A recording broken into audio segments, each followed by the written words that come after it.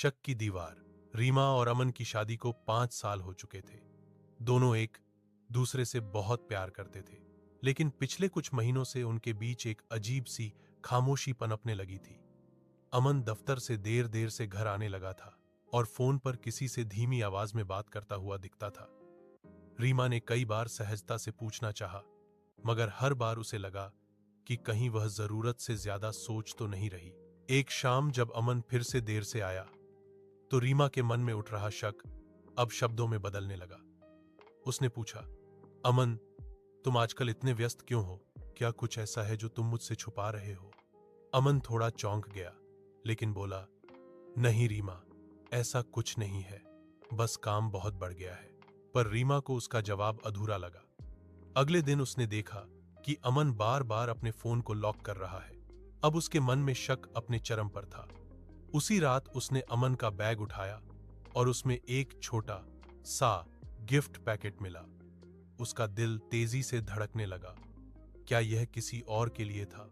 अगली सुबह उसने गिफ्ट अमन के सामने रख दिया और पूछा, क्या तुम किसी और के लिए खरीद रहे थे ये? अमन कुछ पल चुप रहा, फिर मुस्कुराते हुए बोला, हाँ, किसी और के लिए, लेकिन वो कोई तुम ही हो। रीमा हक्की बक्की रह गई। अमन ने समझाया, मैं प्रमोशन की तैयारी कर रहा था, इसलिए देर हो रही थी, और यह गिफ्ट हमारी सालगिरह के लिए था। फोन पर मैं अपनी बहन से बात कर रहा था कि सरप्राइज कैसे प्लान करूं। रीमा की आंखें नम हो गईं। उसने धीमे से कहा, मुझे तुम पर शक नहीं करना चाहिए था, बस डर लगने लगा था कि कहीं मैं तुम्हें खो न दूं। अमन ने उसका हाथ थामकर कहा, रीमा, शक प्यार को कमजोर करता है।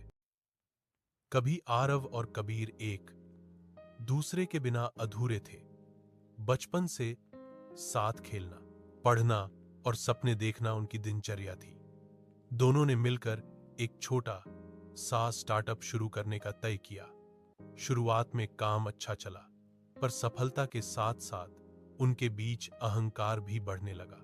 आरव मानता था कि उसके आइडिया की वजह से कंपनी आगे बढ़ी है, जबकि कबीर का सोचना था कि उसकी मेहनत और प्रबंधन ने सब संभाला।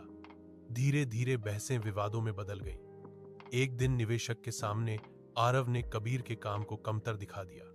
यह बात कबीर के दिल में चुभ गई। कबीर ने गुस्से में साझेदारी तोड़ दी और अपनी नई कंपनी शुरू कर दी। अब दोनों दोस्त नहीं, बल्कि प्रतिद्वंद्वी बन चुके थे, मगर मन के किसी कोने में दोनों जानते थे कि असली दुश्मन एक दूसरे नहीं, बल्कि उनका बढ़ा हुआ अहम था।